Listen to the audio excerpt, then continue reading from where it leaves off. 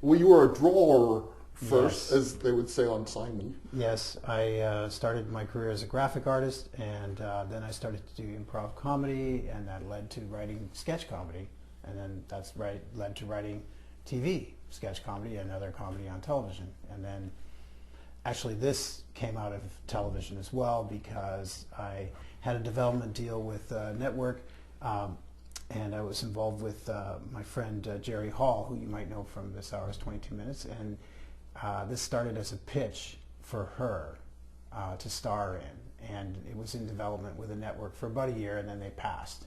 And at the end of the year, when they said they didn't want to make the TV show, I was sitting there with a good story that had about 30 pages of notes, and the whole thing was laid out, figured out. And I thought about writing it as a screenplay first, and then that just felt daunting because it felt too long, and because I was thinking of it as 13 episodes of television, and then to boil that into a 2-hour film was just, I couldn't get my head around it. And I just started writing, and I just said, oh, this is a novel. So I thought, why fight it? It's a novel, folks. And so then I wrote it as a novel. And the conceit of the TV show is? It's a hockey player. It's almost as if it was The Bachelor, except at the center of it is a hockey player who's trying to find the perfect mate.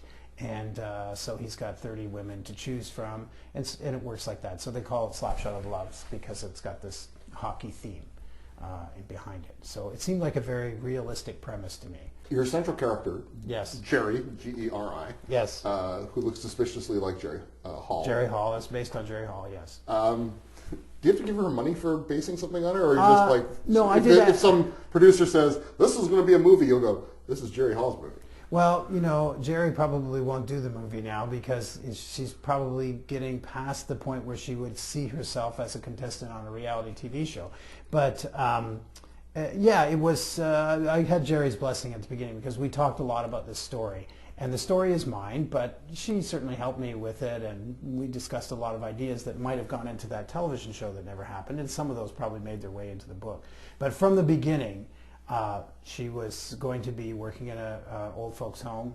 The show was going to be, her life was going to be in Hamilton. I wanted to pick a place that was so not glamorous. So the story doesn't take place in Toronto or New York or Paris or London. It takes place in Hamilton, Ontario. And all those elements were present at the beginning, right when I pitched the story first to Jerry. But there's a lot of Jerry's personality in the story, for sure. And Jerry isn't even supposed to be a contestant in this. No, she stumbles into it. Yeah, and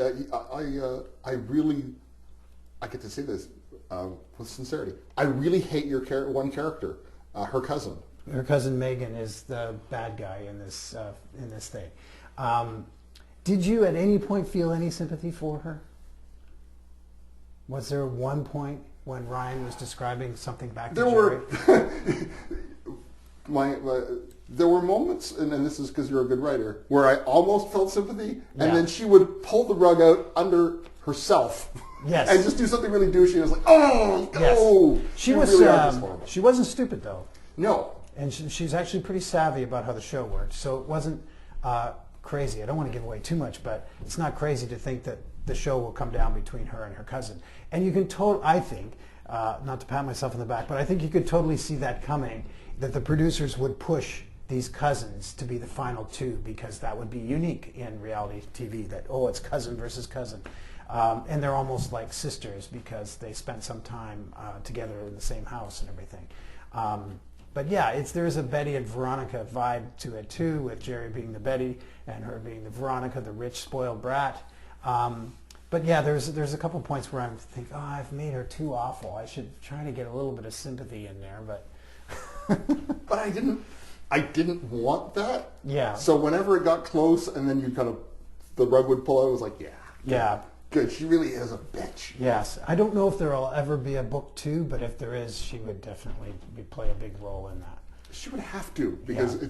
it's such a, and she's just, even at the end, she's still a bitch. Yes. Just like, I won't say who she did or what she did to what, but it's just like, yes, I admire villains who are villains till the very end. So she does, she never wavers in that. Who are you writing for? I mean, aside from probably yourself, because you like to amuse yourself, I know that. Yeah. But what would be an ideal reader to you? Everything is backwards for me as far as this writing goes, because what I did with the book is I finished it. I literally wrote the end on the page on the computer and went, okay, I've written a book.